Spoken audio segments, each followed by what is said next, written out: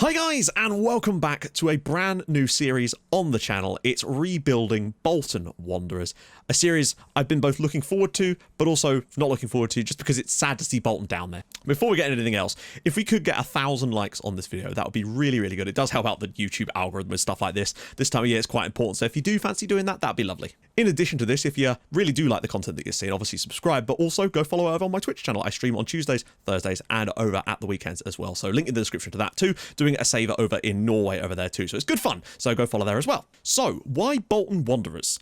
Well, those of you that may be new to the channel and haven't seen one of my rebuilding saves before, generally speaking, we take clubs that have fallen from the heady heights and try to put them back up where they were and take them to heights beyond that. We've done Portsmouth, Wimbledon, Stockport, Notts County in the past, and now it's time for Bolton. And it feels like this is almost the most perfect one we've had so far in many ways. Very similar to the Portsmouth one that started it all, in that a club that was in the Premier League had huge successes, played in Europe, knocked out Bayern Munich, Atletico Madrid, etc., and have now slipped all the way down to the 4th tier. And we're going to try and basically change that a lot. One of the other things I'm always interested in when we start these brand new projects is who you support. Who do you support? Put it in the comments. Let me know the club you support. Yeah, I'm always interested in stuff like that. So, such is tradition as well with a save like this.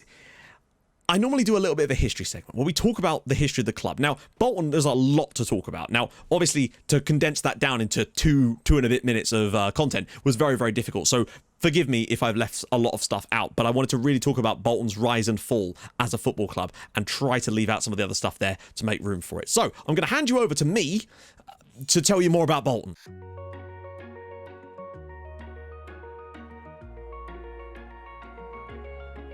Bolton Wanderers were formed in 1874 by Reverend Joseph Farrell Wright and Thomas Ogden as Christchurch FC, before changing their name in 1877. In 1888, they became one of the 12 founding members of the Football League. In 1894 and 1904, Bolton reached FA Cup finals, losing to Notts County and Manchester City respectively. In 1923, Bolton finally won the FA Cup, beating West Ham in the famous White Horse final. They went on to win 2 more FA Cups in the 20s in 1926 and 1929. They reached another FA Cup final in 1953, this time losing out 4-3 to Blackpool in the Stanley Matthews final. They won their final major trophy in 1958 with another FA Cup, this time beating Manchester United with 2 Nat Lofthouse goals. By 1971, they'd fallen down to the 3rd tier and spent much of the next 25 years bouncing around the leagues with visits to the top flight as well as to the 4th tier. In 1995, Bolton were finally able to return to the top flight for the first time in 15 years, beating Reading 4-3 in the playoff final. It was short-lived, however, as they were relegated in their first season. It took a further promotion and relegation before they could finally make it stick, and in 2001, after beating Preston 3-0 in the playoff final, they were once again promoted. In 2005, they amazingly finished 6th in the league under Sam Allardyce and qualified for the UEFA Cup. In 2008, they famously beat Bayern Munich and knocked out Atletico Madrid. But in 2012, they were relegated from the Premier League and have not been back since. In 2015, with the club £173 million in debt, they were handed a winding up petition by HMRC.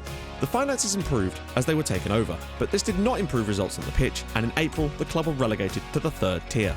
But they were able to bounce back immediately.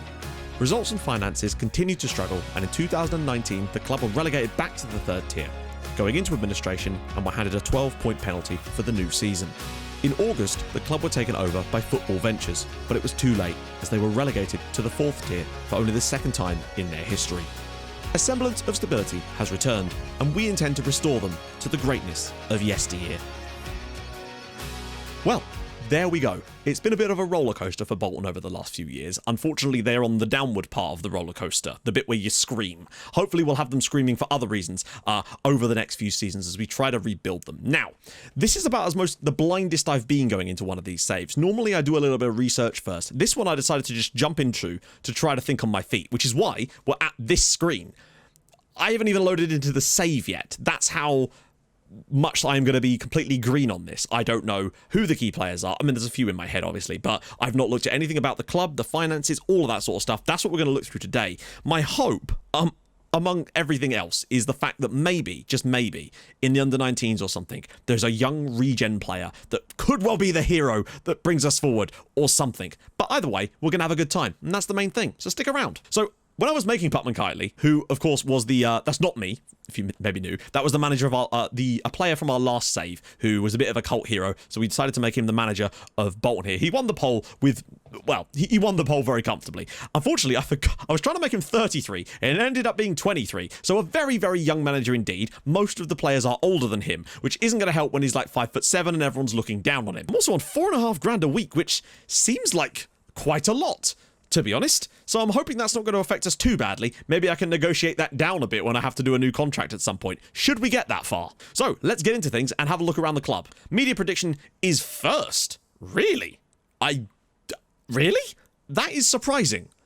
Well, okay, I figured that we'd have a lower media prediction than that, but there we go. Tobias Phoenix, which is a terrific name for a club that are kind of rising from the ashes somewhat, is the director of football, and Peter Atherton will be our assistant manager. For now. Ooh, a back five. Very nice. Now, one of the things I like to try and do in these saves, initially anyway, I like to try to mimic the style, or at least the shape that the clubs are playing. Unless it's something that's really, really boring. This is not. This is interesting. This I could have some fun with, because I want to try and play some interesting football, to be honest. And we're going to try and find a way to do that with Owen Doyle, Nathan Delfonso. Is that Dennis Politic in the midfield too? Is that Sarcevic, the guy that used to be at Fleetwood Town? A lot of these names I do actually recognise, to be fair. It's nice that they're all in the face pack as well. Obviously, we'll maybe get a chance to bring in some other signings. Not really sure what the finances look like. We're expected to sign players for a profit. Can't imagine why. Work within the wage budget, obviously. They really do expect us to win promotion at the first time of asking, don't they? FA Cup third round as well. They are not beating around the bush here. Repair the club's financial damage. I mean, ain't my fault, is it? I'm Den Pump and Kylie. I've only just got here. Right, so now we're actually fully in this. Obviously, I've scheduled a game against our second team, because that's just what you do on Football Manager, isn't it? Also, what I want to know is, what are your thoughts on FM21 so far? Because I think it's bloody fantastic. I'm so impressed with what they've done with this game. But we'll talk more about that once we actually start getting into some matches and stuff tomorrow. So first off the bat, a lot of players in the last year of their deals. Baptiste, 34 years old. I mean, he's already just signed a new contract, but... I love that that's enough time remaining. He's only going to be here for another year. I disagree. Although, Finley Herford Lockett, who I nearly just referred to as Finley Hurtlocker, he looks ridiculous, so we'll have a look at him in a minute. Bloody hell. Any players out for a long time? Yes. Oh, Dennis Politic. Well, why include him in there? He's not going to play for us, is he? In fact, look at all this. There's a lot of cruciate injury. My God, look at this. What is going on at Bolton? I am completely convinced that a dark wizard has just put Cruciatus curses on literally half the damn team. That is nuts. We are going to have to rebuild this. Speaking of which, that's what the name of the series is. Imagine that, eh? Finances, £900,000 in the bank. Projection, oh dear. Yeah, that never looks good, to be fair. I've never want to see this look good. So we can kind of take that with a pinch of salt. But we are... Oh, transfer budget of 0. Cool. Let's see how much of the wage budget we've got left. £2,000. Okay. We could definitely bring a player or two in with that amount of money, I feel like. And we may well have to, since most of them are in Theme Hospital. Right. Now, one of the things I really do like to do is... Let's just have a look through the squad. Let's ignore that for a second. This is how new I am as far as this save is. Anyway, normally I'd get rid of all that stuff. So, players that are available. Ali Crawford. Attacking midfielder. Nice. He looks solid. Wanted by...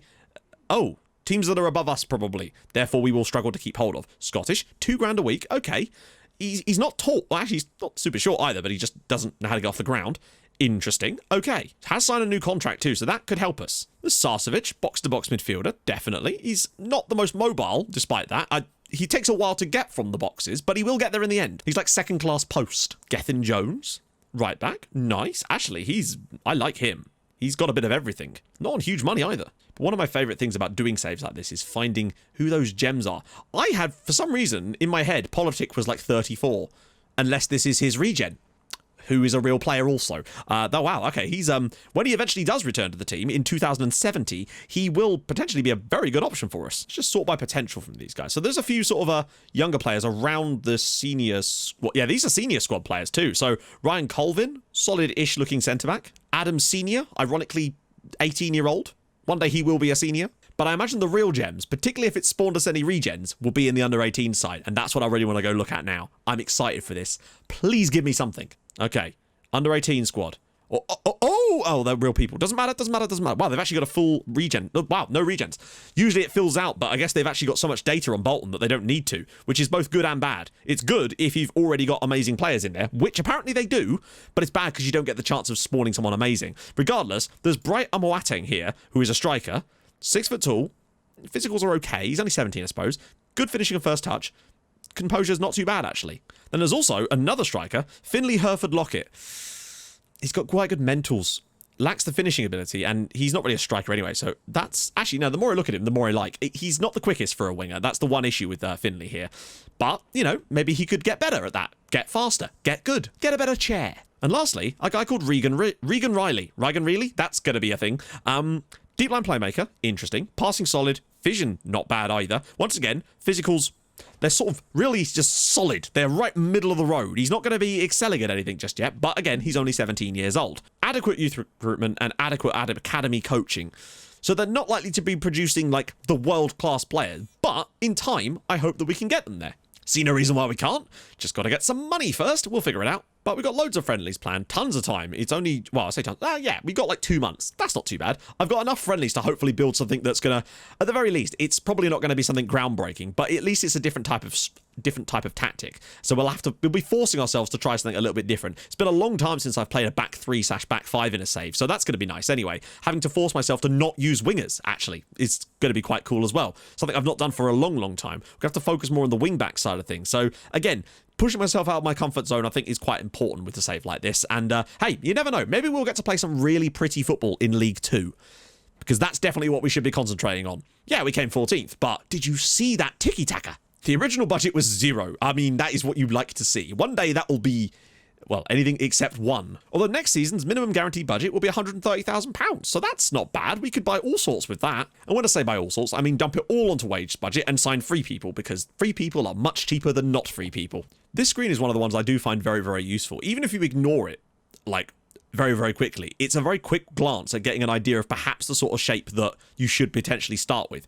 Even if you plan to bring in loads of your own players, it gives you a sort of base from which to build on. So yeah, centre-backs, wing-backs, some nice stability in the midfield with players running beyond here, and then a sort of a solo striker pivot point, which we do have options in there. I think Owen Doyle's not got a cruciate ligament injury. Let's just quickly check that. No, he is currently free from the cruciate problems, although he is 32. Despite that, still quite sprightly as far as his physical's concerned. But that might be an area we're going to have to look for in the coming seasons, really, because he's not getting any younger, is old Owen. Man's got a pretty undeniably good goal record. I mean, particularly at Swindon and, what was it, Chesterfield, when he was really good. Yeah. Well, actually, to be fair, it looks like at Swindon he was an absolute don. So hopefully he can do that for us, and we're going to have to rely on him this year. But obviously there's a few areas where I will tend to strengthen this squad. For example, particularly with the injuries we've got, which obviously we can't filter out. Oh, yes, we can.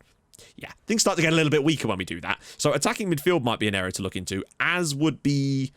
Particularly if we're playing a back 3, we're going to need lots of backup in those positions, just because rotation is going to be key with a slightly shortened season. And goalkeeper-wise as well, we do seem to be a little bit lax there. So trying to get that amount of players with £2,000 a week is not going to be easy.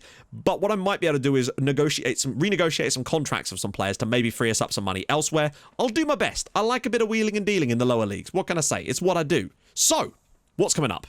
Tomorrow's video will be a very simple one. Our first game of the season that isn't in the EFL Cup first round, because who cares? It'll be against Forest Green at home at the University of Bolton Stadium. Hopefully by then, I hope to have built something that will not get us relegated straight away and maybe start us get towards our goals. That would be good. And hopefully sign a few players to strengthen the squad a little bit. And then hope that they don't immediately get struck down with cruciate ligament injuries. There must be something in the food. So, if you are looking forward to this series, drop a like on the video. That'd be most excellent. If you're new to my channel and my content and you're looking forward to it as well and you're looking forward to following it, subscribe. That'd be lovely. For more videos every single day, we do at least one a day. There'll be at least one video in your inbox every single day. It might not always be this though. It will.